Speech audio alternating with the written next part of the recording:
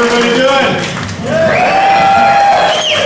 I am so honored by your presence here today. I'm kicking off a campaign in this room, not for the first time. I grew up here in West Seattle. In fact, my great uncle was the principal of this elementary school at one time. And in fact, my mom and dad are here with us tonight as they were 21 years ago when I started my race for the house right here.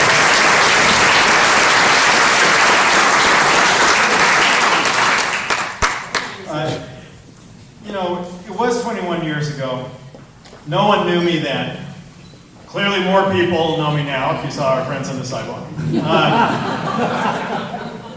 And it was 8 years ago in this same room, once again, that I began my campaign for the office I hold now, the office of King County Executive. And we won that race, a very crowded field, a very tough race. The first time I ran countywide, and set a new course for King County. A course to create a place that is safe and prosperous and equitable, a place of opportunity for all. You end up learning a lot about leadership. When you're a kid, they try to teach you about leadership, and you go. I bet some of you went to leadership camp, and I was in student government. And I did different things, but you really learn about leadership when the whole thing's on your shoulders. When you're the one who's on the line, when you're the one who the protesters are after or the paper's after. You learn about what it takes to get things done, and you learn a little about what you're made of. Leadership is not about bluster and bravado, regardless of what you see from our national government on the nightly news. Yeah, that's a cheap boo to get, but it's about having a clear vision. It's about having a sense of urgency, about getting the job done, and it is about infinite patience. Not always, not even often, really, is it easy. There's the right-wing media, there's internet trolls. Others are less interested in the facts than in their opportunity to vent. But through all of that, I am tremendously grateful for this opportunity, the opportunity that you have given me, the opportunity to lead this remarkable place. Serving as your executive, I am counting my stint cooking fish and chips at Spud's. I will tell you that being county executive is the best gig I have ever had. King County's population is growing. It is a place where the economy is really booming and there's no end in sight. And we're delivering more and better services than ever before. This place in which we live, in which so many of you play a crucial role, this place would be the 37th largest state in the country were we our own state. Oh, were we only our own state? It's never too late. And because of that, we have both the obligation and the opportunity to do some remarkable things that other municipal jurisdictions across the country just can't do. I see some people who've helped lead this county before. Now, of course, I've opened myself up to all kinds of trouble. But right here, I see the chair of the King County Council, Joe McDermott.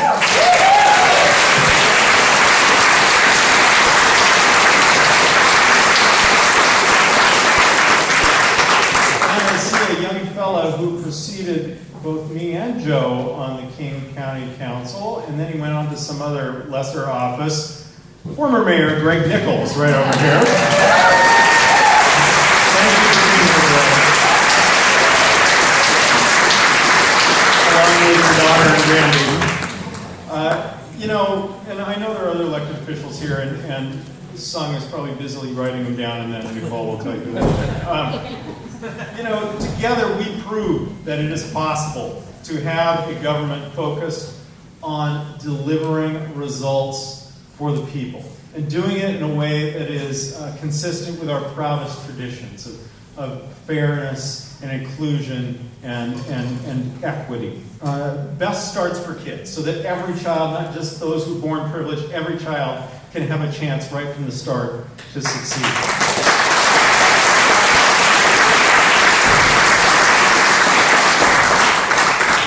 Emergency legal help for immigrants and their families. Help for the homeless that the mayor and I announced yesterday. Help for seniors that we'll be focusing on in this year's Vets and Human Services Levy.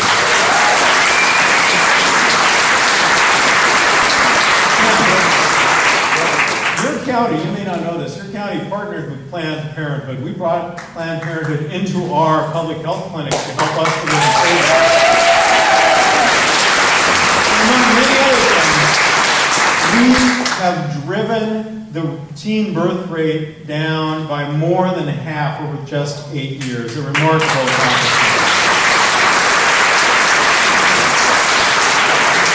I have set a course to protect tens of thousands of acres of farms and forest land, of wilderness that would otherwise be lost in this county. A process that was started in many ways by Greg Nichols when he was on the King County Council, and we ran an open space measure. Today, we are building on the successes at the county and the state, and we're going to preserve all of the rest of the high-value open space throughout this county in a generation.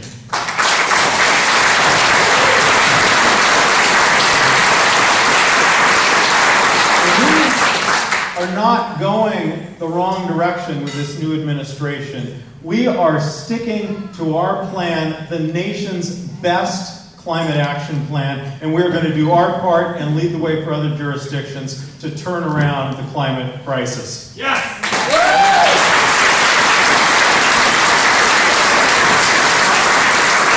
And yes, Nicole, thank you for mentioning it. We did what other generations tried and failed to do. We again built on the legacy created by those who came before us, including Sound Transit Board Chair Nichols. And we passed Sound Transit 3 to bring transit throughout this entire metropolitan region.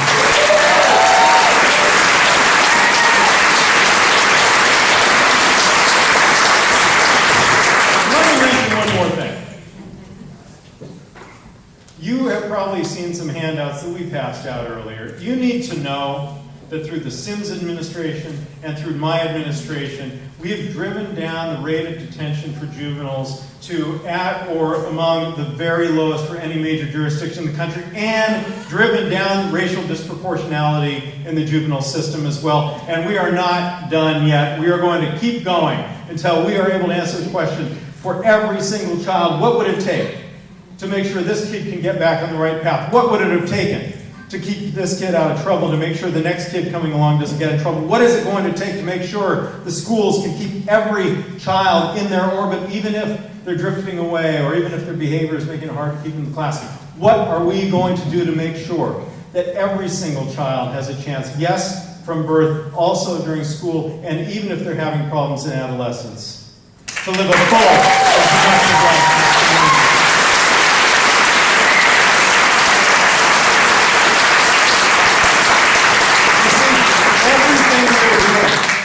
Is about access for all. I saw a button in the room earlier about access for all. That's our measure to make sure that every child and every adult in this county can participate in the cultural life of this community, that kids can get exposure to musical training and to artistic performance.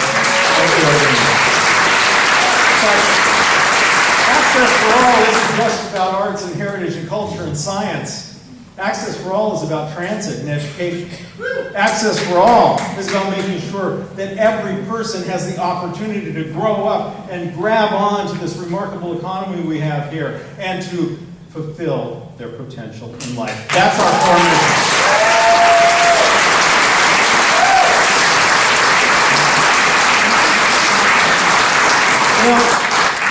mission. 2.1 million people now call this county home. 2.1 million. 200,000 more than when I took office. Remarkable. Now, a lot of those new arrivals came by way of the maternity ward, including there's my wife Shirley and our beautiful daughter Sabrina. I can hear her visually more attention to that issue. My brother Blair is here helping babysit. I saw him flitting around there. But a lot of folks also are moving here. A lot of people have moved here to take advantage of this economy, to take advantage of all the things that brought us and our ancestors here. And unless you are descended from the native peoples of this region, none of us, whether you arrived here 5 generations ago like our family, whether you arrived yesterday, none of us has a superior claim to someone else. This is your land. This is your place. You belong here. You belong here.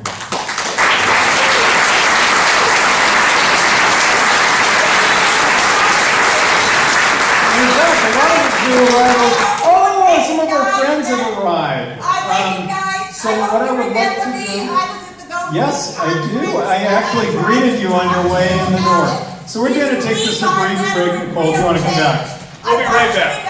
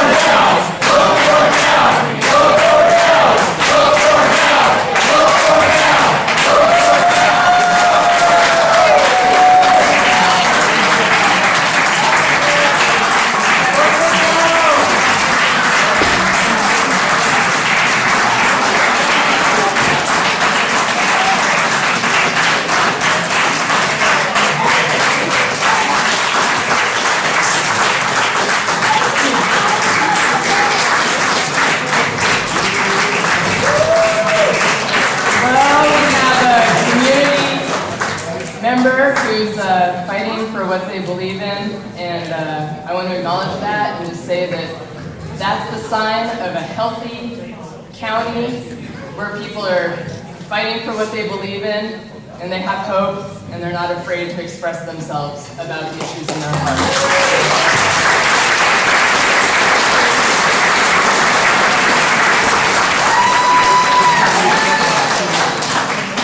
But what say you, Executive Constantine? This has become a regular occurrence, so it's, although it may be surprising to you, it is it's just part of the game. And when I talked about kind of the price of leadership and the patience required, you need to have the patience to listen to everyone, even people who are yelling and not listening to you in return. And when you do that, and you start to try to dig through the tactics and the static, and to get to what people's genuine concerns are, then you can begin to get down to real solutions. And we're getting to real solutions on a whole lot of issues. And I think, in particular, we are leading the country, and will be doing so even more, on the very difficult task of making sure, ultimately, that no child ends up in the position of becoming a permanent part of the criminal justice system, that they are diverted, that we find alternatives, that we identify challenges early, and that when they have trouble, we don't just rely on the traditional mechanisms of the criminal justice system, but that we have a robust community involvement that allows them to get the mentoring they need, to get the guidance they need from people they know and trust, in order that they might be able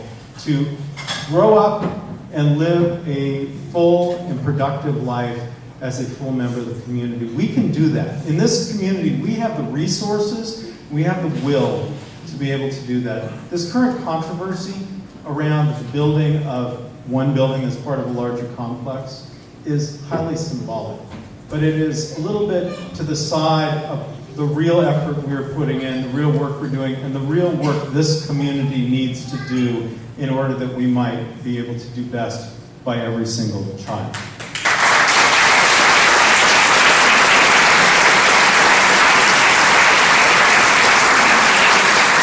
So, this takes me back to this notion of access for all. You know, I have worked hard my whole life. And it took me a long time to realize that as hard as I've worked, and as much of what I've accomplished has required a tremendous amount of effort, none of it would have happened had I not been fortunate to be born into a family that was able to take the time and had the resources, not abundant, but ample, sufficient for us to have a roof over our head, that I would be able to fulfill my potential. That should not be a luxury. That should be the standard. That should be expected for every single child, no matter their beginnings. Everyone should be able to take part in the life of this community. The last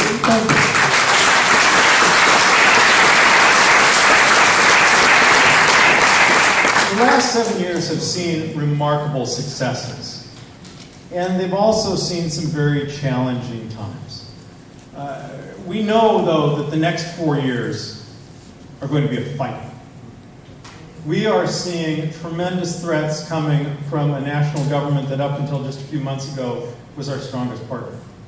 We are seeing the withdrawal of funds for critical programs. We're seeing attacks on enlightened policies here in our state. And we are seeing things that pose a grave danger to our liberty and our safety. I will not allow Donald Trump or the Republican Congress to take this county in the wrong direction. We know what the future looks like. We know where we need to be for everyone here to take advantage of it.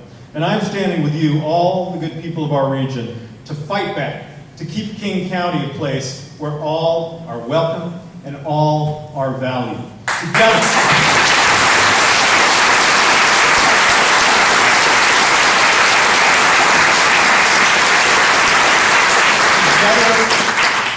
We will stand up and not be bullied. We will not back away from our values. We will be the change we want to see in America. Thank you for being a part of that change. Thank you for being here for me once again. Let's get out there and win this thing. Thank you so much.